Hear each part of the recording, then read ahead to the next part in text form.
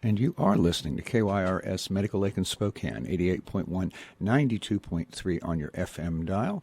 Coming to you now, as every Wednesday at 3 o'clock, it's Long Waves with Gary Krug.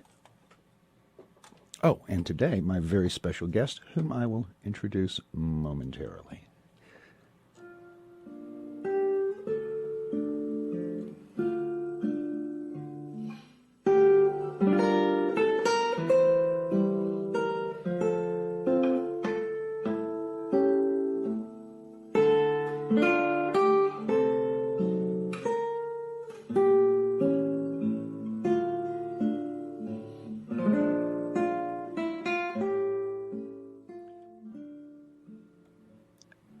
As always, I will announce now that the opinions expressed on Long Waves are solely those of myself and today my guest, and do not necessarily reflect the opinions of KYRS, its staff, management, or underwriters. And today, I am joined by Professor Majid Sharifi, who is Professor of International Affairs and Political Science at Eastern Washington University, and he's going to help me sort out what's going on in Syria. Welcome, Majid. Thank you so much for inviting me. Oh, it's always a pleasure, always a pleasure.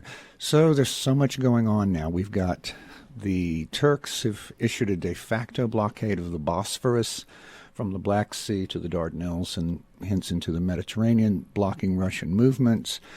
The Turkish government, Erdogan, asked, he said, well, if we're selling ISIS oil, prove it, and I'll resign. So what do the Russians do the next day? They shell out all the proof with satellite photos and everything.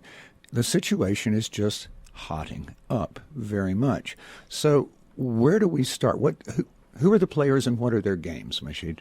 Well, such a complex issue, of course. We know from the very beginning, when this thing happened in 2011, many people got involved. Many people, I should say many countries involved, and namely United States, Qatar, Saudi Arabia, Jordan, Turkey, and of course Iran and Russia as the backer of Bashar al-Assad.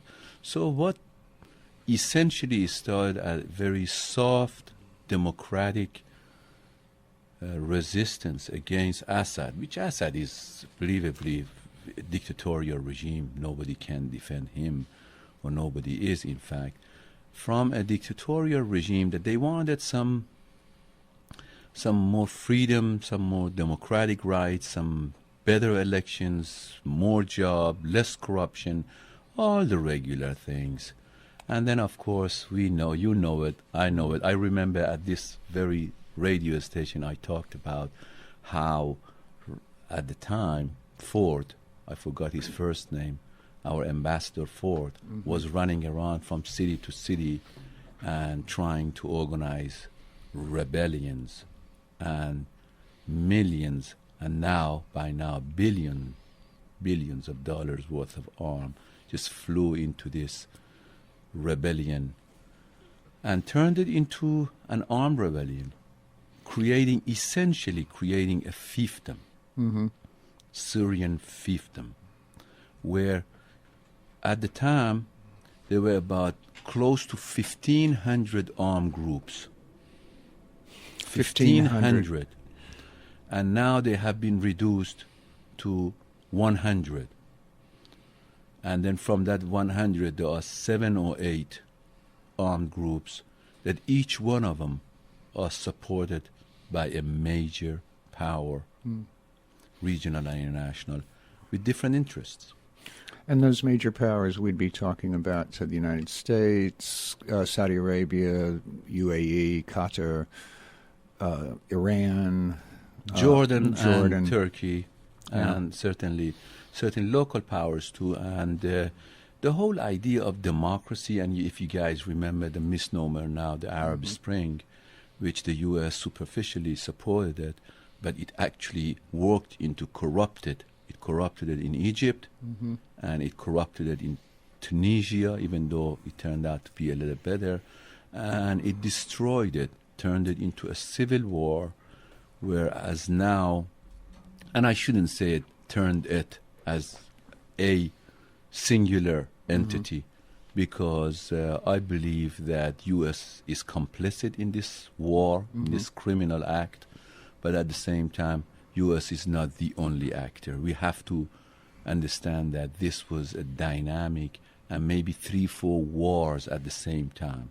Wars at local level, corruption, certainly regional conflicts and complicities, and regional competitions, and also some religious and sectoral differences that existed at the ground. But what has been created is a monster, a Frankenstein of the sort, which is, we could say it's just like our cars that are hybrid, it's a hybrid Frankenstein, which is, we can't say it's U.S. made, but certainly it's got U.S. design into it. So you're describing a situation like we saw in Ukraine, where the color revolution is a surface front for infiltrating and training people to disrupt government, to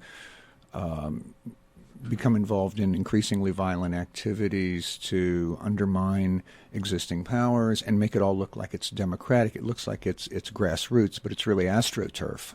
It's manufactured and then shipped in. And we've seen this in a number of places. The Umbrella Revolution in Hong Kong, we saw it in Ukraine, we saw it everywhere there was a color revolution, basically. It had that same... Oh, certainly. The same markers. You're right. Certainly. All of these so-called democratic revolutions that occurred, color revolutions, they had all of these again. U.S. and European and NATO powers, either they wanted to expand, like in Ukraine, expand the border of NATO. Which we swore we wouldn't do. We swore, yeah, of course. Yeah, we always do that. Oh, yeah. But then it was always about integration, democracy, anti-corruptions and things like that. But it happened to be that usually, in some cases, not all the time, in some cases, we ended up supporting the most dictatorial, fascist, right-wing, conservative forces on the ground. And certainly in the case of Syria, it was exactly the same thing. As you recall, not too long ago, when Obama dropped that policies of, we spent $500 million to train 5,000 people, so-called moderate terrorists. And of course, from 5,000 people, we ended up essentially admitting to 4 or 6 people that we trained that are still with us, supposedly. I don't know who this us is exactly, but Free Syrian Army, perhaps. And Free Syrian Army, of course, began, Free Syrian Army, as one of the moderates, essentially started from a coup. A coup that divided the Syrian military and paid them millions of dollars and all kind of satellite phones, phone and other equipment and arms and everything to break up with Assad. But their leaders were living in Turkey and mostly trained and connected with these regional and international powers. And Turkey's long been a friendly power to undertake a lot of covert activities. And they have their own groups, the Grey Wolves, very pro-nationalist the Turkish Turkmens, group. yes. And the Turkmens, they include Uyghurs, they include a lot of different people under that title. But back to your point about this small number of rebels. So Prime Minister Cameron is wrong when he says there are 70,000 friendly rebels, as John Fisk took him to task in The Independent just this week. And Fisk is saying, well, there might be 700. I think the number's probably closer to 70. But the idea that we're going to flood arms into these friendly rebels and then they're going to overthrow the Assad regime, given the arms that ISIS has had and that al-Nusra has had, and some of the other big players in the group, this sounds like a nonsense. How can the West be simultaneously against these groups and yet support them with arms? and not just the U.S., Saudi Arabia, of course, and Turkey, of course, Turkey being the main depot where the arms enter the country and where the... Certainly. I believe it's a double game for U.S. For U.S., it's been we can call it a mission creep for U.S. and its NATO allies and Saudi Arabia and Qatar. As you recall, 5 years ago when this mess started, everyone almost gave 6 months at the most, to Assad. Mm-hmm. But 6 months came and went and nothing happened. And of course, Assad lost some territories, but then by 2013, if you recall, he was gaining them back. And that's, of course, when the chemical weapon happened. You remember So-called, that chemical? Yeah. Okay, which we know now it wasn't Assad. Yes. But then again, we have people like Obama and John Kerry and Clinton, Hillary Clinton, all these people with all of these intelligence that we have are on the record saying that it is certain that it was Assad. But of course, this brings another question which is not related to your comment. If we are spending literally billions of dollars on intelligence, and if our leaders don't really know who used the chemical weapons, there's got to be something wrong there. And if they know it and they lie to us, then they should be charged. I don't know, I can't see it any other way. But beside that point, so from there, the escalation started. It started even more.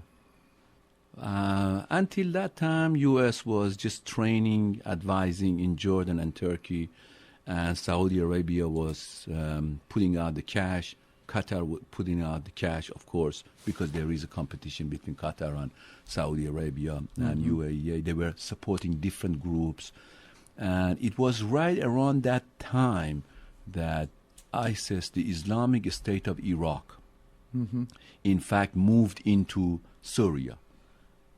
Islamic State of Iraq, which Al-Nusra Front is almost is linked to Al-Qaeda. Islamic State of Iraq had broken with Al-Qaeda earlier, and its leaders, in fact, now we know, all of them, with no exception, came from one place, a prison run by Americans in Anbar province, and that was where training happened. That interpersonal trust that was created among these elites was created there. And then by 2013, it was literally, it was the jihadists of Iraq migrating to Syria who were taking over. And they were better armed, better trained, better. They had experienced war since 2006, and they were very good at it. Very good at it. They knew what to do. These were the Ba'athist officers in Saddam Hussein's regime, certainly, who were imprisoned, who were fired from their jobs, who lost their money, their prestige. Some of them, not all of them. Not all, but the leaders. The whole idea was they were going to de-Ba'athicize the army, and. You know, from the beginning of this, when all of this expertise, serious military expertise, not just in fighting, but in things like logistics and intelligence, which are all necessary for running an operation the scale of ISIS, when all this started popping up, I was thinking to myself, this is not a bunch of rebels. These are well-trained people. These are professional military. And they were those people from Iraq, those officers who, having no good place to practice their skill and having some griefs they wanted to avenge, took up this charge and recruited and merged with other people and other interests. But is ISIS? What is finally the ideological goal of ISIS or Daesh? Well, I believe it's got a very, very strong for the Islamic tendency for sure. But what does that mean? Islamic tendency in the sense that they are Salafis, we know. That means they are radical root fundamentalists, we could say it in English. And we all know they are Wahhabis. This is the school the school of Islam, a very particular, peculiar school of Islam that the official version of it is, of course, Saudi Arabian government. Sure. And the Mujahideen for a while, and many of the Talibans, and Saudis have been financing that kind of a school of thought, that Islamic jihadist, fundamentalist, Wahhabist school of thought everywhere, from Chechnya to Turkey to Iraq to Pakistan to Afghanistan to Central Asia, which include Turkmenistan, Tajikistan, many of these places. It is the dollars or dinars of Saudi Arabia that is supporting these schools. But it has backfired in their face, because now they are more radical than the official Wahhabi regime wants. So they're fundamentally literalist in the sense that they believe, because they believe in the reading, the literal reading of Islam and Quran and Sunnah or tradition. Sure. And so they're takfiri.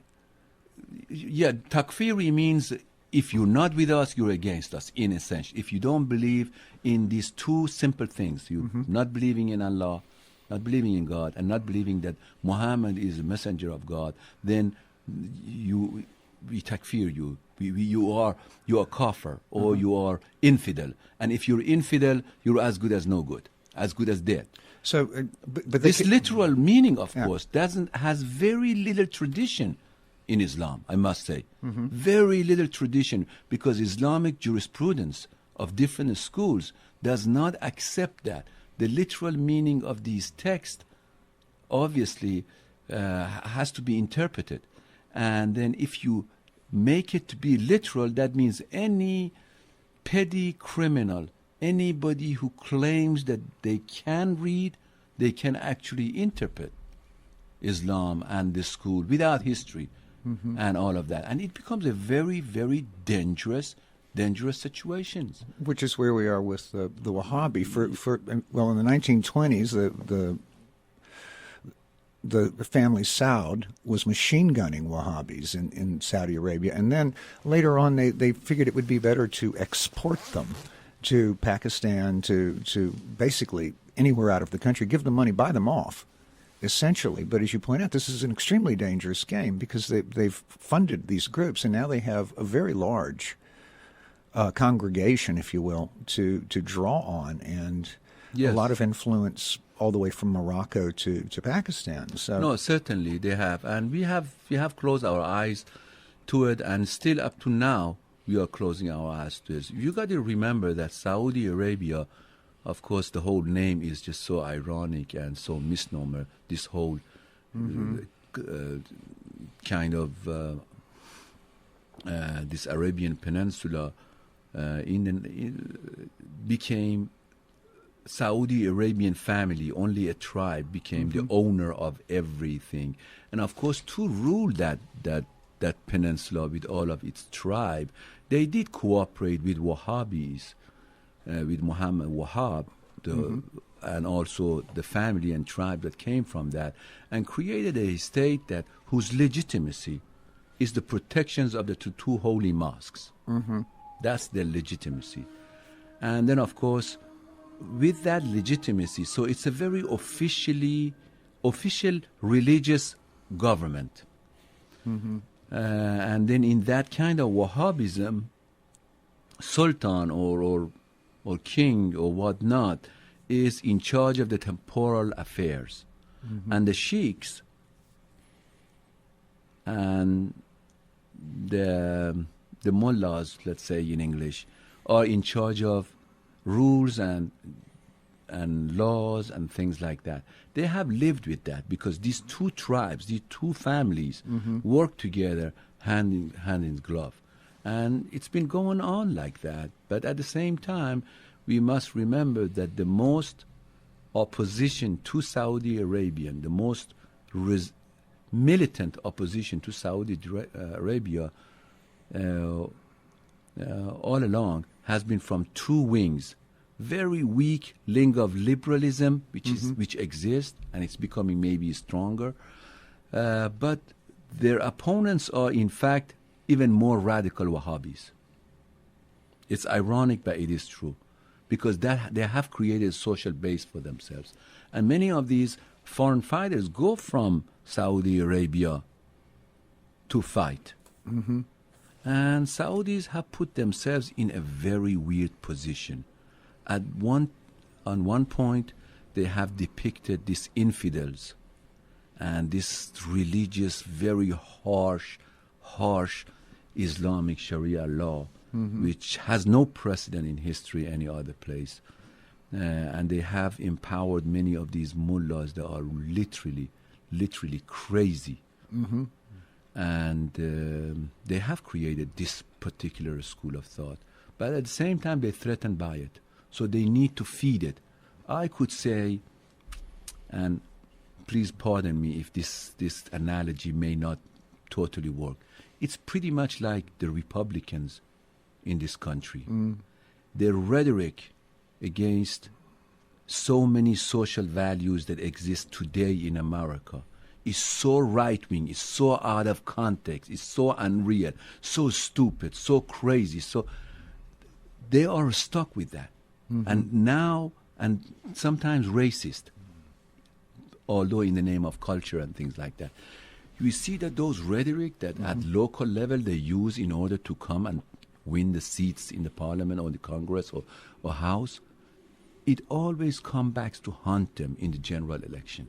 And right now we are at it, right? We have some crazy guy like Ben Carson or Donald. Carson. Who are they? I mean, this is like demeaning to American intelligence. Yes. That these people are running and are leading the pack. And leading the pack because their social base is so narrowly and divided and uninformed and uneducated. They have created a reality that doesn't exist. And yet, they pretty much it's the same as Wahhabis, but in a different context, of course. No, that makes sense. That makes maybe sense. this analogy is not good at all. I don't know. I just made it, but the less faith people have, the less ability people have to believe in their society and in their government, the more open they are to extreme ideas. So, in America, we have this collapsing blue-collar white American, 35 to 60-year-old who are watching their lives fall apart and dissolve, and they have no future, and in the way that they've envisioned it. So, faced with that, here come these people who say, you know what your problem is? It's black folks and it's immigrants and it's Mexicans and it's this and it's this and it's this. And I'm going to fix all that for you and I'm going to make us strong and proud and play to all of the fears and sadness and loss in these poor people's hearts in the most cynical way. Exactly. And that works everywhere. Everywhere. Freud was right in that sense. And Bernays, his cousin, was right, that if you can't appeal to anything else, appeal to fear. Because when people are fearful, then they're not rational. They will listen to you because you want to save them. And that's what has happened, actually. So Syria perhaps is pretty good for Saudi Arabia right now, even though Saudi Arabia is the most unstable country in the region at this point, as we're talking about. But it's going to come back. It's going to come back to them, and it will come back to them. And the same thing has happened, of course, to Erdogan. Erdogan has started his term and tenure with zero problem, meaning that we're not going to have problem with Russia. We're not going to have problem with Iran. They have something like $60 billion worth of export with Russia. It's down to 20. They have $22 billion worth of trade with Iran, their southern neighbor. And, of course, it hasn't changed yet, but it can. If this escalates, of course, that's going to go to zero almost. They had something like $10 billion worth of export with Syria. It's down to zero. And, and, of course, as you know, the Turkish currency is devaluating even faster than the Russian currency. It's the Turkish lira, yes. It's lira, yeah.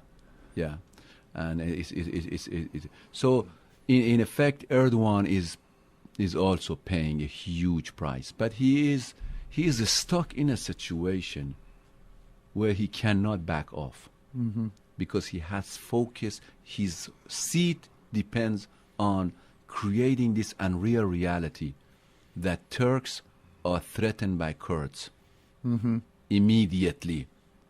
And if Assad is not gone, we're going to have a Kurdistan on our border, and therefore we're going to have, they're going to take away from our territories. But that's not.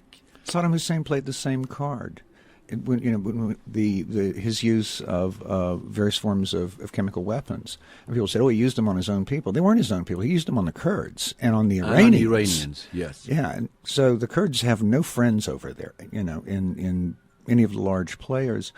But it's interesting to see that they've aligned themselves with Syria very much, and are working in the eastern part of the border with Turkey, and have basically secured that area, and stopped the flow of supplies to ISIS.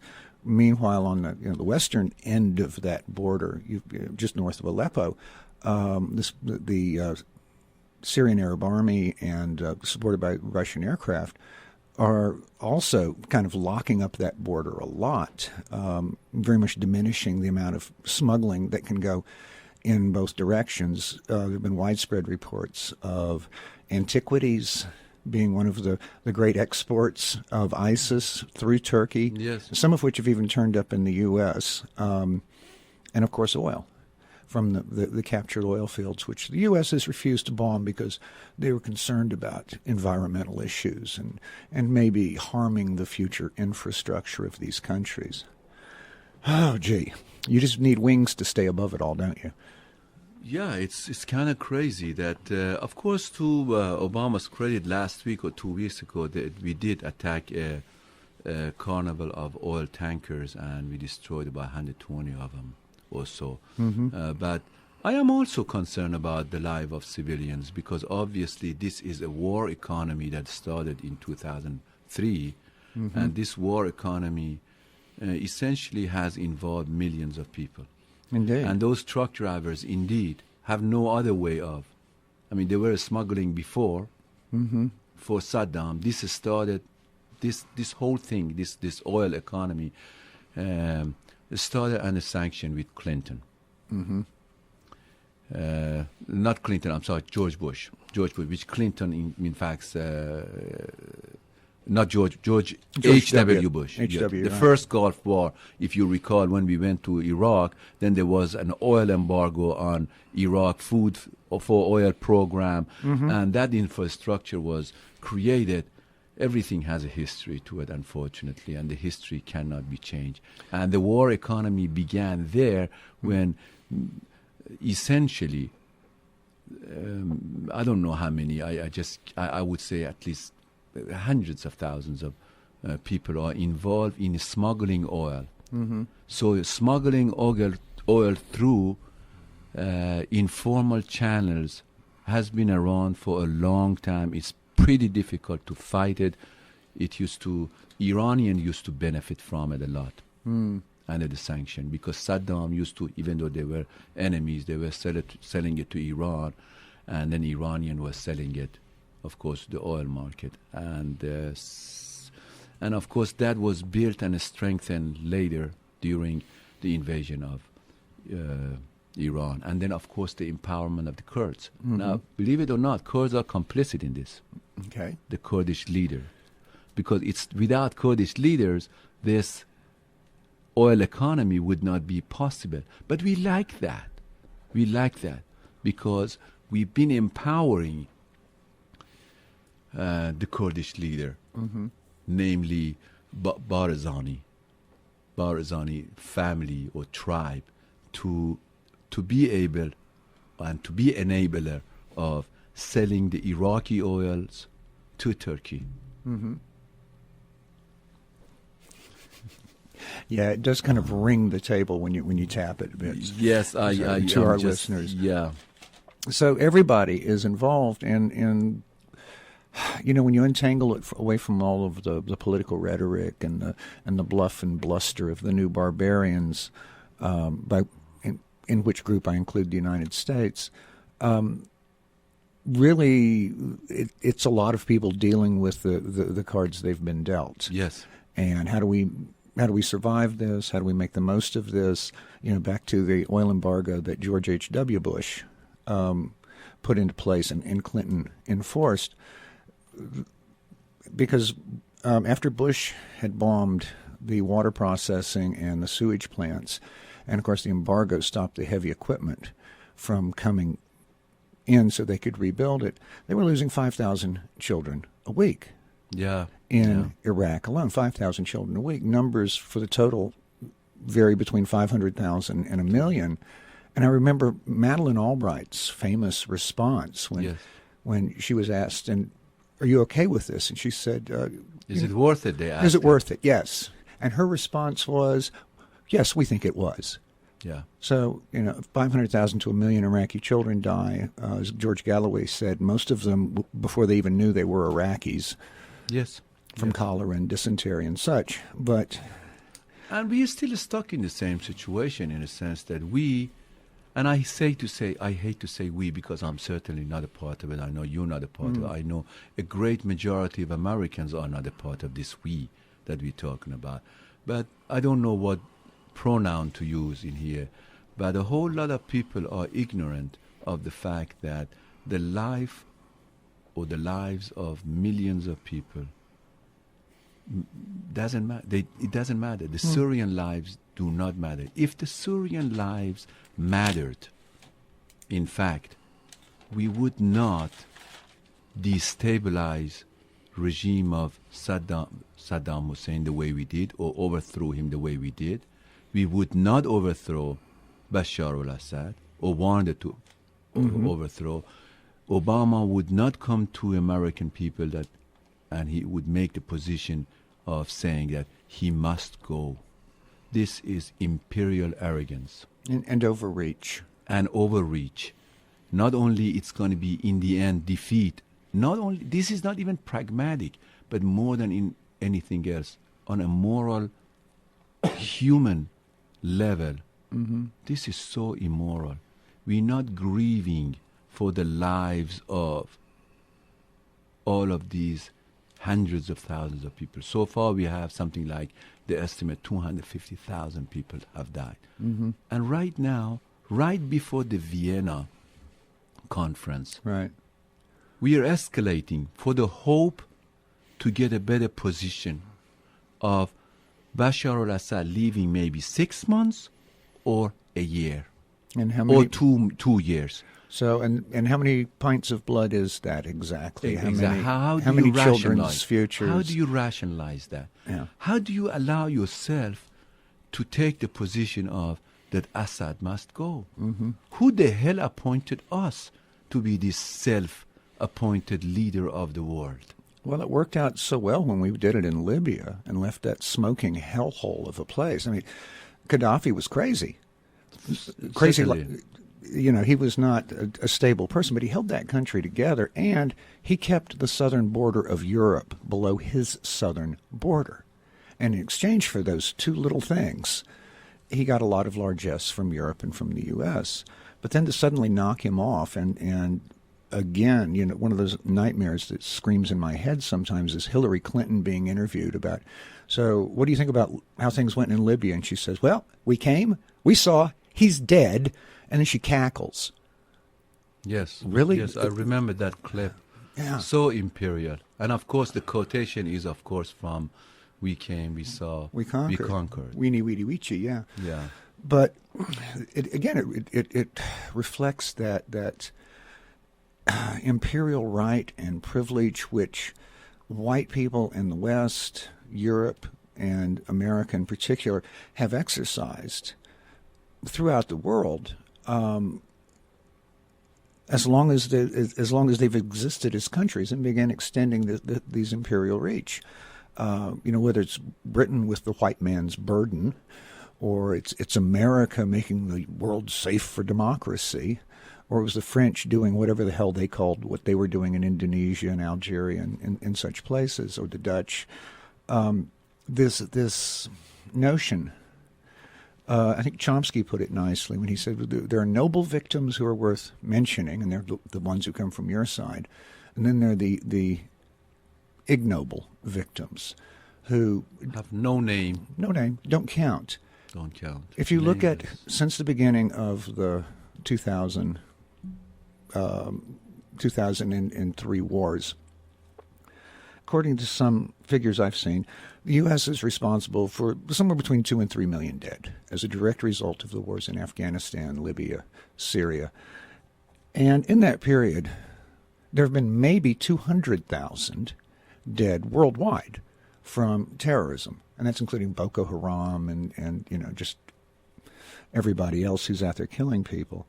So the U.S. seems to be doing a much better job of killing people than the terrorists do. Yeah, we don't have a rational basis for really doing what we do. It just always amazed me. There was a clip in the interview of Republicans candidates, and there was this old lady, and the question was posed to Donald Trump among all the others that stood before their microphone, and there was this old lady. It just stuck in my mind. And they say, what is the most important thing? They asked her, what's the most important issue to you? Oh, she said, I'm so threatened. I don't even feel safe in my house. We got to do something about this terrorist. Now, we got to remember, if we put the domestic terror aside, for the last 10 years, we've had less terrorist death in America than in the 1970s. But we're spending billions of dollars. Along the same line of logic, obviously, we're spending so much money on this anti-terrorism, and we always think that we are even less secure now. Most Americans think that they are less secure now than they were 20 years ago or 30 years ago or 50 years ago. But it's perception. And then, of course, at the same time, we have created an insecure world for billions of people, so much so that essentially it's going to become reality for us.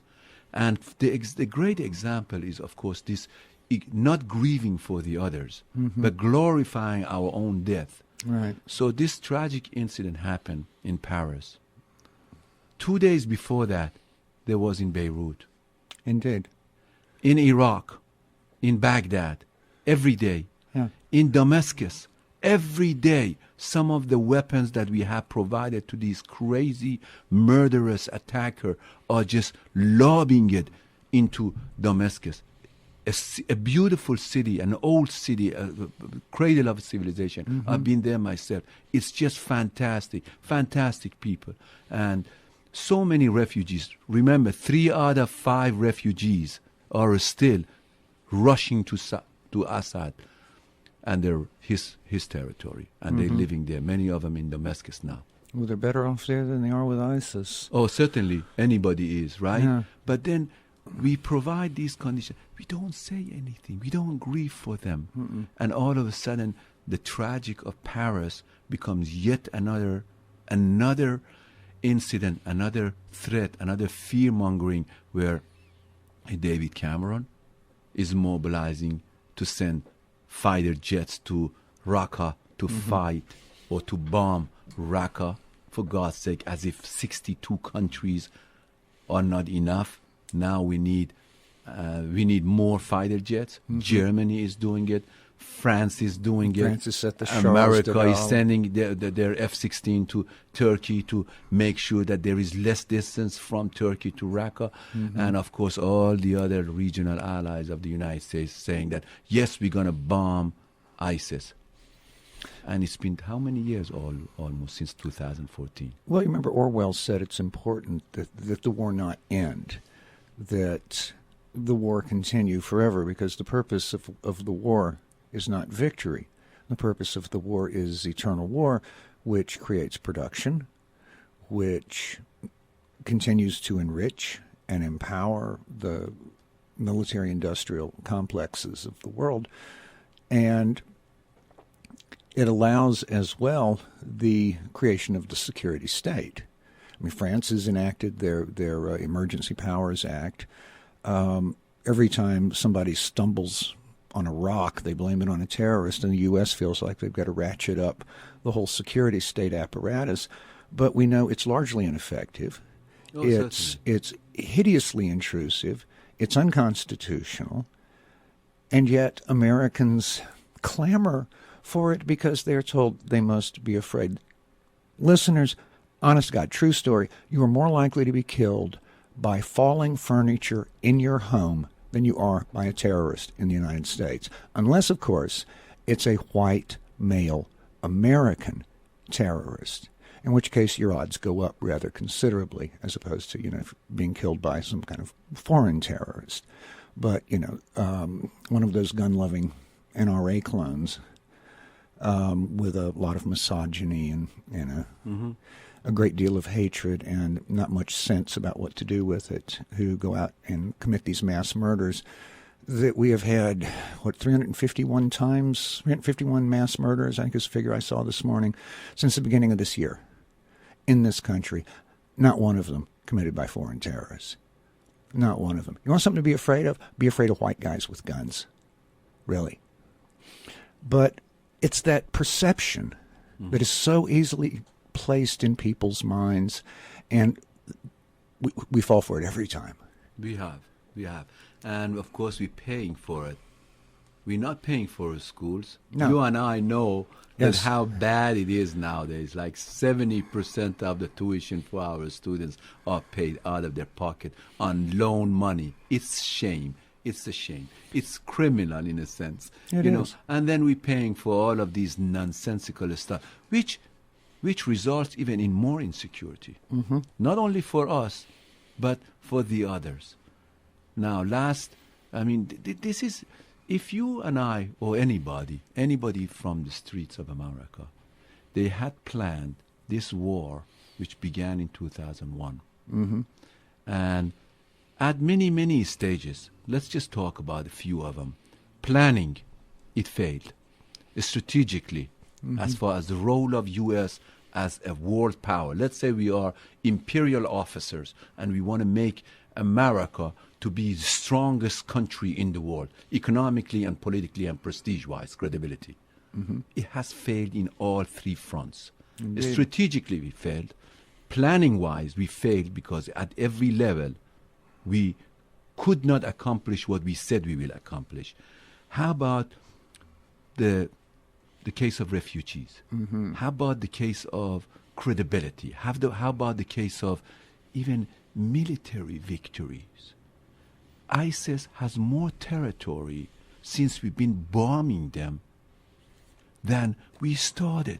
And this is a coalition of the willing under Obama, which 62 countries are participating. It's what a shame. What a shame. When Wouldn't we say there's got to be something wrong here? Yes. For God's sake, let's just rethink it. So there seem to be two options. Either the U.S. is culpable in that it's simply not trying to win because, when ISIS stole those 2,400 armored Humvees from Mosul and just drove them across the desert. Those aren't hard targets to find in the middle of the bloody desert. They're really not, between satellites and your AWACS and all of this. But no strikes on them. No credible strikes on any of it. So the U.S. is either complicit in preserving these wars because it's good for business, and instability is part of their strategy, or else the U.S. really is led by a bunch of ideologues who have no understanding of how the world actually works. People like Victoria Nuland. Oh, my God. Everyone has that reaction. Who are just ideologues. How do they get to these positions? That's always my question. How could we not? We have millions of people that are so we have more PhDs, more experts in this country than any other place in the world, perhaps, per capita. This is great. I was in MESA, Middle Eastern Studies Association, last week, and I went to so many different panels. Oh, my God, many of them Americans, obviously, and from other countries. And I say, oh, my God, what a sense of relief. Do we have all these beautiful, intellectual, great people that can think? Why aren't they in power? Why nobody listening to them? Or at least employed by power. Yes. Or employed. And most of them are just in these They're not even hired by think tanks. And then we have idiots that are making hundreds of thousands of dollars, and they are shaping the mind of Americans, shaping the media, feeding the media. You know, this is a good question that we have to pose. But of course, that's not the subject of our topic today. But it is a great question. What's going on with this great empire? Because America, in my belief, it could really have, and it does have, the potential of to be a great, great positive empire. It's got all the capacities and all the potentials. And Americans are good people. We know. Yeah. Every day we experience it, right? And generous, and many of the things that we do. But what is it? What is it? What's wrong with our government? Why don't we use all of this positivity and take it further to make the world better for us from a selfish perspective and them? Maybe the answer, Majid, is that it ceased to be our government, and it's not a government of us. It's a government of oligarchs who effectively control the machineries of power. Yes. And who run it for their own purposes. I mean, I look around at the collapsing infrastructure. I look at the collapsing hospitals. I look at beds being closed at Sacred Heart in the psychiatric ward. I look at these streets. God, these streets. I watch America not tumble, not stumble, but plunge headlong in toward a third world sort of status in terms of the standard of living of our people. And this is not something that is impossible to fix. No. It's something that is a matter of will and caring, Yes. and priority. These are priorities for the people, but they're not priorities for the oligarchs. They're not done stealing all the money yet. And once they have all the money, who knows, I guess we can go back to being serfs, because increasingly Americans are not acting like citizens. They're acting like subjects. When the state comes out and they play their martial music and they fly jets over the football field and everybody goes insane, that's not acting like citizens. That's acting like subjects who must cheer when the king rides by. And after a while, they believe it. Propaganda and PR work very well at shaping people's minds and reality. So it's a simple matter then to tweak them and say, right, you need to go vote for the war guy, which is all of them. Or, you take the elections we've got. We have one political party in the U.S. It's like two cheeks of one butt, That's a good analogy. Thank you. And it's not mine, but if I could remember who, I would attribute it. But we're given the pleasure, the privilege of assenting to one of the two hand-picked candidates. Yeah, we're cheerleaders. We're cheering, we're crowding. Yeah, it is that. It's not competitive. Certainly it's not competitive. And when it takes millions of dollars to run for the presidency or for the Senate, it's just amazing how we have lost it. Yes, we have lost it. And I don't think that, I don't think the leaders themselves are aware of it. Honestly, I don't think it's conspiracy. Honestly, I don't think that these bunch of oligarchs that are running the country, I don't think they are idiots. But they have a different worldview. Indeed. And they're not in touch with many of the realities of everyday life. So we have these billionaires running around and shaping the countries according to their own view. So this is a sort of aristocracy, or maybe corporate aristocracy, that is so dangerous, and it is really weakening, as you said, the infrastructure of the country, the security of this country, the economic structure of the country. And indeed, you are so right that more and more the third world, the pockets of third world are already inside the heart of the empire. Yeah. It's coming back. We have a structural unemployment, structural discrimination, structural disengagement from politics. Most people don't vote, don't have the time. Don't care. Don't care. They are consumerist. if they are well off, and they are so totally disengaged and resentful if they're not well off. And this could be a class war in the future. And not that I'm pessimistic. I'm optimist in the sense that I hope that Americans sooner or later say, oh, wait a minute, this duopoly, this two-party system doesn't work. Maybe we need alternatives. Yeah, maybe. I hate to vote. For God's sake. What are we talking about? Hillary Clinton, a warmonger, a known warmonger, under her clock? And many of these things happen. And a neoliberal, economically. And a neoliberal, yeah. Pro-banker, pro-Wall Street, pro-corporate person on one side of the game, and on the other side, Donald Trump or Ben Carson, those two idiots. My God, the world is laughing at us. Indeed. And they should. They seriously should, because, as you point out, Hillary and Ben, but I remember, I think it was one of the leaders from Citigroup, or one of the big banks, who was asked which candidate they preferred. And he said, really, Hillary or Bush should be fine. Either way, we give them money to both of them. Both of them. And that reveals the game. They really don't care, because they know that the president and the senators and the representatives will ultimately work for them, and they don't work for us. And that's the thing I think we need to fix. Oh, certainly. And I hope now that I know we deviated from the main subject that we wanted to talk about, Syria and Turkey and things like that, but then bringing it back to us, what we can do. I really, honestly, I hope that what happened in 2013 when we were almost on the verge of war, and a lot of people mobilized and sent emails and letters and things like that, and once more proved that we don't want to go to war. We don't want to escalate. And that temporarily, in fact, stopped the war, but then we warred by other means. We escalated through Turkey and our proxies, which we are at this point right now. At this critical historical juncture, we can get into a second Cold War.